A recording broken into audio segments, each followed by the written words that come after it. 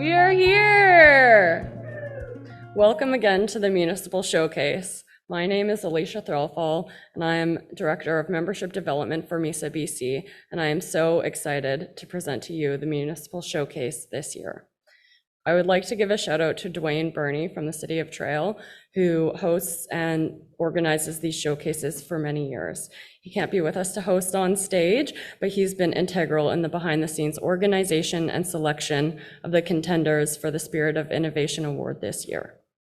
To remind us all how the Municipal Showcase works, today we will learn from 4 municipalities from Western Canada, including City of Delta, City of Burnaby, Prince George, and Strathcona County.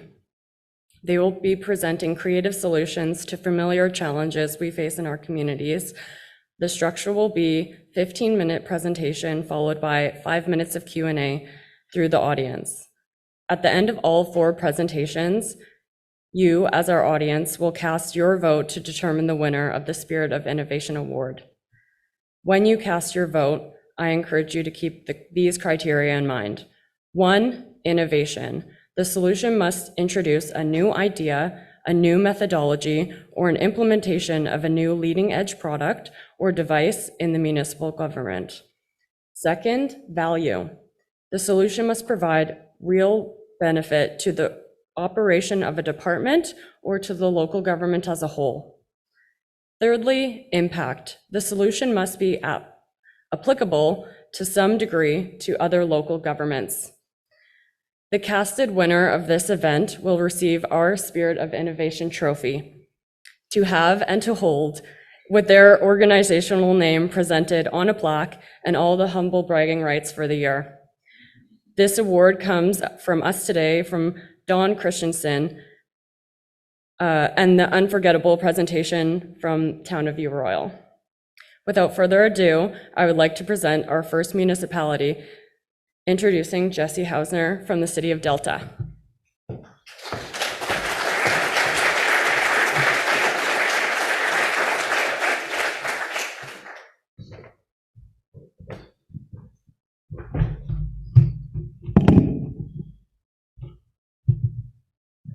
So I got the clicker here going.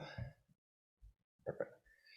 Hi, everyone. I'm going to walk you through our positive and successful journey in replacing our city website with a new and modern public-focused website.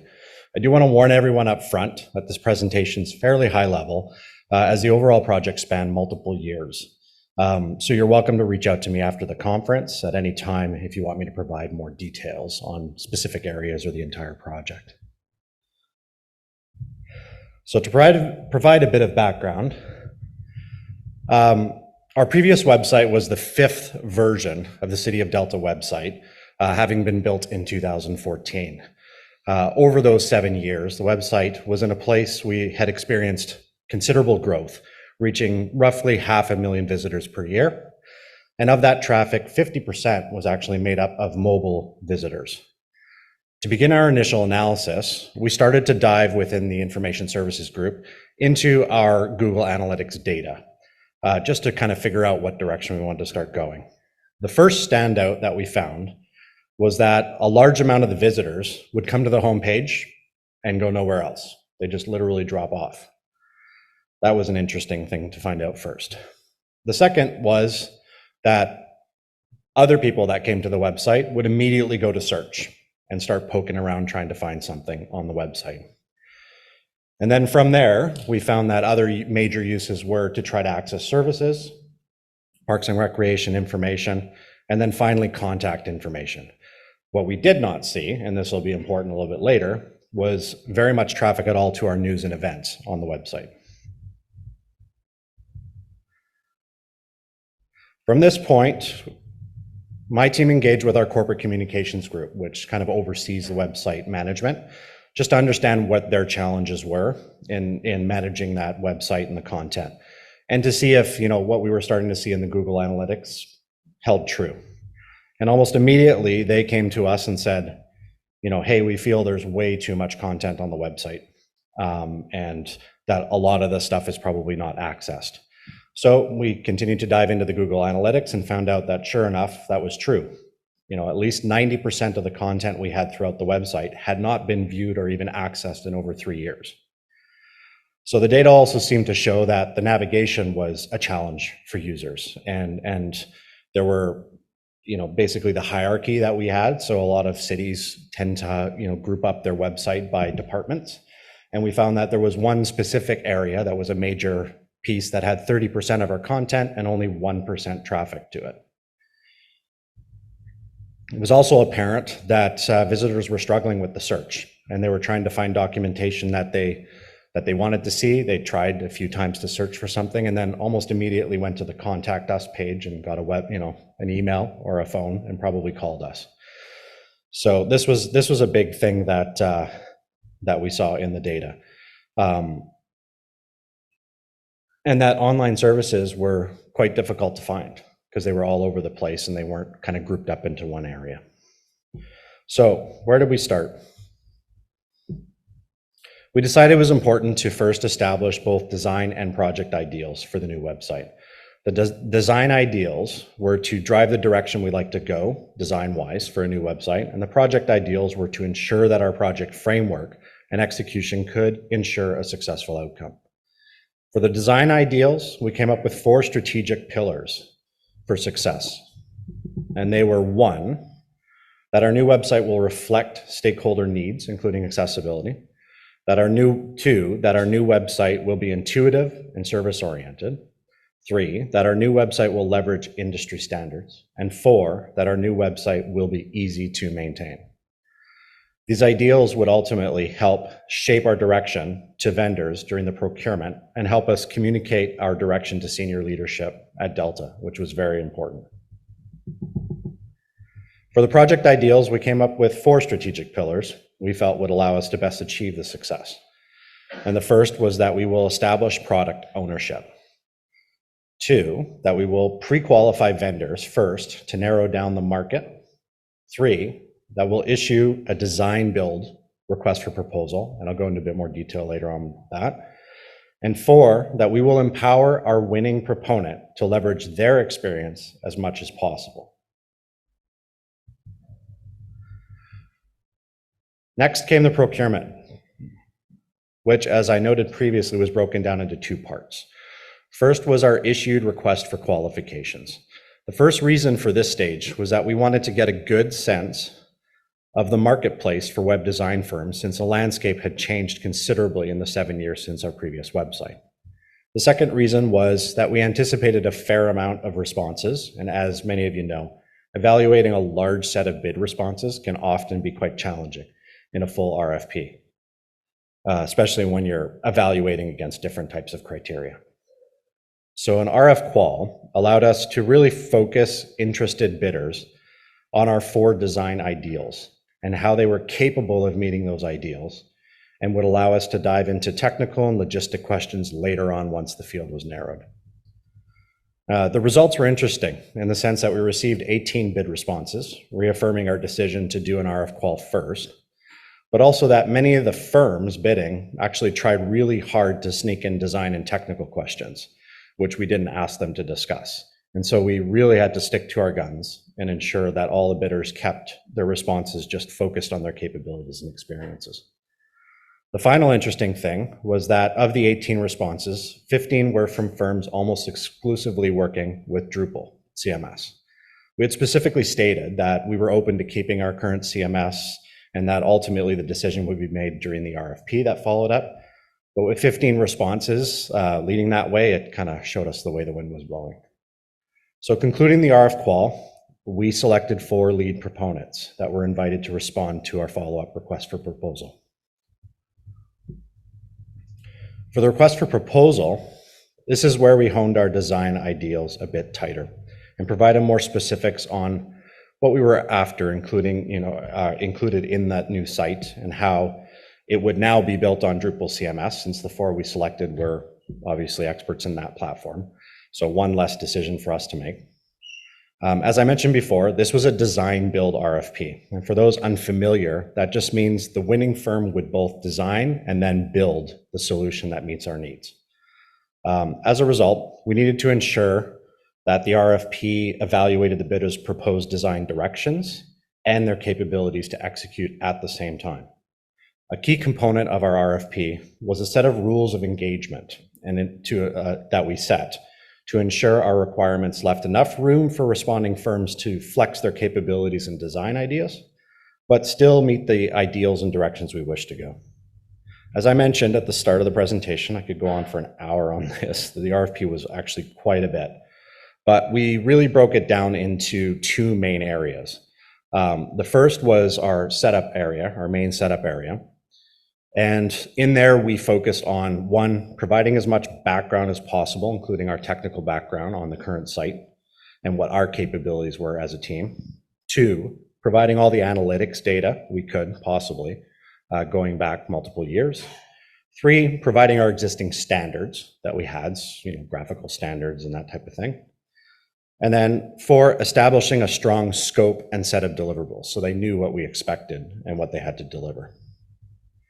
Then for the response criteria, we focused on firms providing us the details on, one, their project plan and discovery process, two, their proposed web design concept and processes, three, their proposed infrastructure design, including cloud hosting and support, because we wanted to go cloud-based for our website, and four, they had to provide a fully working demonstration site, which we'd pay them a $2,000 honorarium for if they qualified, for the effort that was involved in doing that. For the demo site, we also we set the criteria that they needed to see, including basically things like the homepage. We needed a news article, department overview, online services, et cetera, just to make sure we could evaluate each demo the same way. And it went as far as requiring them to set up Drupal themselves and allowing us to log into the back end and look at workflows and kind of poke around. So they had to show us that they could actually deliver on what they said they could.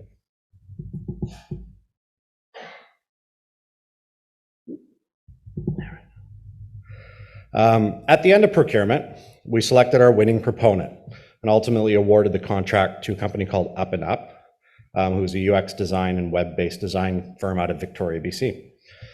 For the implementation itself, basically we went back again to establishing that product ownership and established some roles and responsibilities for the project. Information services kind of took on managing the overarching project and then also the technical aspects. Our corporate communications department focused on their content administration and kind of process management. And then we allowed departments to kind of take on the content themselves because they were going to have to evaluate, cleanse, and migrate their own content within the bounds that were provided by the vendor, in this case, Up and Up, and our corporate communications department. And then Up and Up focused on basically everything else. They had to do the website itself and provide us a lot of information. So the project was split into 7 general areas, and I'll just go over them quickly, but there was one key aspect to this.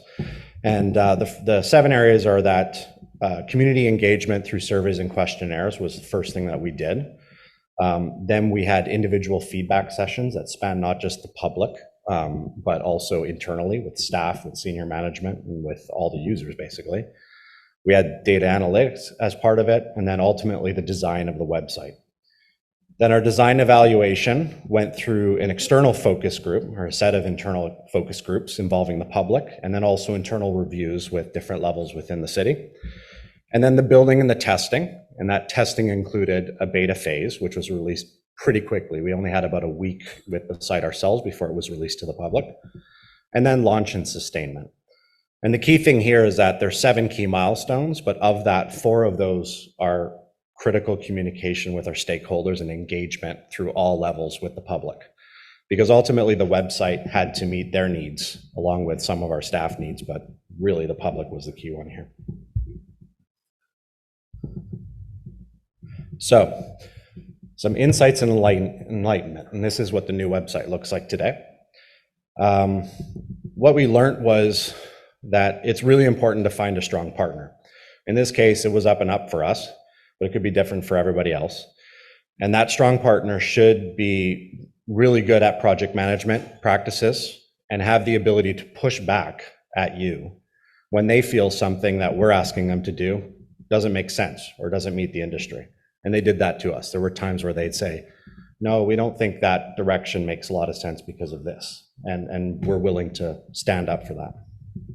The second one was to engage with all the stakeholders, including the general public, your staff, your leadership, including your mayor and council, throughout the full life cycle, because they have different needs and you want to make sure that you're balancing all of them. But ultimately, the website is used by the public, so they were a really key part to this entire engagement. Remain transparent on feedback. So if you're hearing things like we did, that news is not really used, but it's taking up 50% of the real estate of the previous website, well, you need to kind of take that feedback and adjust it and find the balance point. Be open to new ideas, but lead the project. So don't keep it too open-ended. That was a big thing for us during this project, is we provided options, but we didn't keep it completely open-ended and really just focused on choices for people. The next one is that search is king. Users nowadays, that's what they want to do. They go on your website, the first thing they do is they search. So you need a super powerful search. In our case, we actually use a different search engine called AdAware, which I think it's AdAware or Ad Search. And it's pretty powerful. It can crawl through and get a lot of information. For content, only provide content that the public wants and needs. So don't throw a lot of stuff onto your website. And we did a huge cleansing process for this website and reduced it by at least 80% of the content. And the public really likes that. And then establish firm processes in the back end. So make sure that departments understand how they do their content creation, especially around accessibility. And then finally, training is a big one. Provide training, not just on how to use the website and how to put in content, but in our case, we actually had training sessions with regular staff all the way up to senior staff and the directors on how to create content and how to make sure it's accessible. Because from an accessibility perspective, and this goes back to the keynote yesterday, was, your website's accessibility is only good as the content, and that it's accessible today, but if the new content is not accessible, it doesn't help out. And so departments have to keep thinking about that when they're putting stuff on the website and maintain that. So that is it for my presentation. Any questions?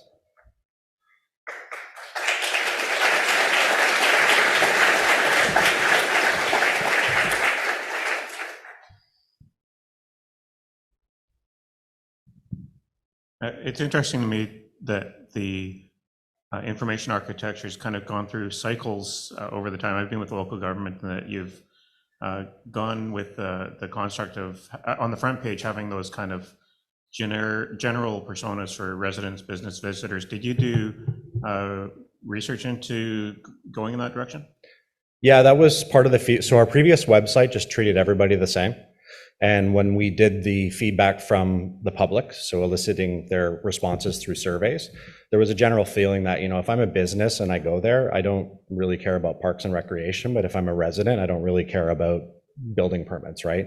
So that was partially a recommendation from Up and Up and the framework that they had already learned from the dozens and dozens of municipalities they did. So again, trusting in your partner to have that experience and to say, hey, this has worked in other cities, but also the feedback backed it up. And we were able to, then go to senior management and say, our vendor says this is the best way to do it, and the public says they want it done this way, and it was basically a no-brainer. So yeah, creating that context for them and making sure it's sorted that way.